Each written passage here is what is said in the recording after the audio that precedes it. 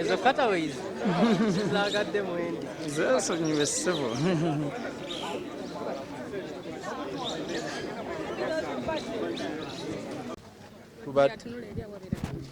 Tubadde n'ensonga ezisooseweeza okulaba nti balooya batiisibwatiisibwa okuva lwe baakwata Aaron Kiiza ne bamusingisa emisango egya contempt of court ne bamutwala ne bamusiba myezi 9 nga kimenya mateeka kubanga ennaku ezoogerebwako ziba 30 ate n'embeera ekyali mu kooti wano nga bw'ogiraba bwefaanana okulaba nti balooya bagamba mupakinga eri wala mujje nga mutambula n'ebitabo byammwe mujje nga mukola kino okutiisibwatiisibwa.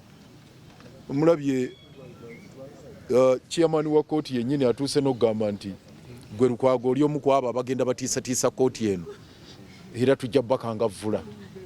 Njagadde omubuuza nti ogenda tukangavvula mu nkangavvula ki asirisi aŋŋaanya okwogera msitusaawo nga njagala mubuuza mpulidde ng'ogamba nti tweweze nnyo okusuula kooti eno nti era ogenda kutukolako njagade omubuuza nti munkolako efaanana etya tugitegeere egende ku rekodi naye ekintu ekyo n'atulemesa okiddamu. So embeera ekyagenda maaso ey'okwagala okututiisatiisa naye tetugenda kukkiriza kutiisibwatiisibwa. Yagambye ye talina buyinza kubali ebweru eno n'abo ab'amagye abatalina namba abeekapisa ebintu ebitategereka maaso abeekapisa balinga bagenda ku mwezi n'ebintu ebifaanana bityo. So tujja kusigala nga tuli bavumu okulwanyisa ebikolwa ebyo. Ebbanga lyonna tubadde wano nga boogera ku Obedi Lutale, Dr. Besigye babasanga ku Riverside n'amasasi n'emmundu episto nti Ethens simanya Dr. Besigye yali alamuza kino ayagala bayambeka jalumbe eggwanga compromising security nebyo byali simanya ne Switzerland teboogerangako nti waliyo omujaasi gwe yali naye nti yaliko naye mu meeting nti kale oba yali naye lwaki ye tebamusitulirako ne bamuleeterako ku olwo kakati balina emipango gye baleeta.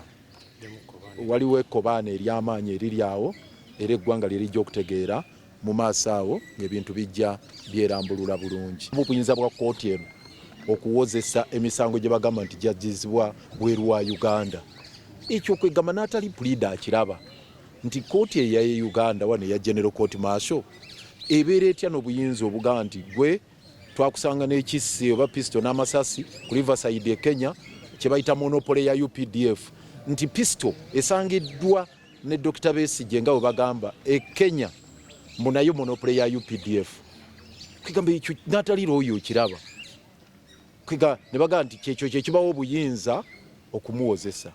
Ekyokubiri kwe kidnap tubalaze amateeka nga bwe gali si Uganda yokka yeesooseeyo ensi nnyingi South Africa eyo abantu ba ANC bagezangako bawamba mu nsi gye baddukiranga naye kooti etaputa ssemateeka eya Switzerland eya South Africa n'ekirambika bulungi mu misango mingi ng'eraga nti abantu abo abawambibwanga kuva Swaziland kuva luddawa ne baleetebwa batwayingibwe South Africa kyalinga kimenya mateeka era ng'emisango egyo egisazaamu. Kaakati e Uganda tulina etteeka erya 1964 Extradition Act lyeririmu enkola mw'oyita okuzza omuntu yenna gw'ogamba nti alina emisango e Uganda kitujja enviiri ku mutwe wano ngaga nti Uganda erina endagaano waliwo endagaano eyakolebwa wakati wa Uganda ne Kenya bw'obeera e Kenya ne balowooza nti oli muzzi wa misango e Uganda balina engeri ey'ekimpukumpuku gye basobola okuyisaamu ne bakukomyawo nti era ekyo tekirina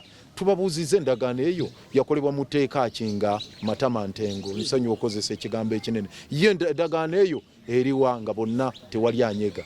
Etteeka eryo erya extradition ligamba nti bw'aba ali Kenya minisita weeno yasaba era alina kuba criminal fugitive ng'ali eri minisita oweeri naye n'agamba nti okay kale katubitwale mu court magistrate court nefulumya court order egamba nti oyo mumuze eye Uganda kiri mu giraasi nti ebyo byonna tebyakolebwa. Obuyinza obwakoogerebwako ako tekali waggulu wa ssemateeka bagenda mu kawaayiro 28 na 29 kusooka 28 ke basinga okwesibako nti kakkiriza UPDF court martial okozesa emisango singa wonna gy'owajjizza wonna mu nsi yonna no ssemateeka kirambika bulungi nti judicial power oba obuyinza obuwozesa butandikira buva mu bannayuganda. Bannayuganda tebawangako general court martial. Ni nsonga nkulu nnyo era tusuubira nti ensonga zonna bannamateeka abamu ffenna tugenda nazo maaso. Ye muvumu gyali yadde akyalumizibwa naye nga tugenda maaso n'okulwana okulaba nti tagenda kumalako myezi egyo 9 ng'ali eyo. Tukwagala obbakakasa tugenda kukola kyonna ekisoboka okulaba nga tabeera eyo myezi 9 kuvundira eyo mu kkomera. Twamulambuddeko akyali muvumu naye era nga ekirala kyonna ffe kyetusimbako essira nti akyali ku lisiti y'abannamateeka baaki ba Dr. Besigye. So tubagambye batubuulire naye Judge Advocate ye yeefudde omulamuzi. Ensonga eyo nkulu nti Judge Advocate mu mateeka alina kuwabula kooti ey'amagye so si kuwa biragiro.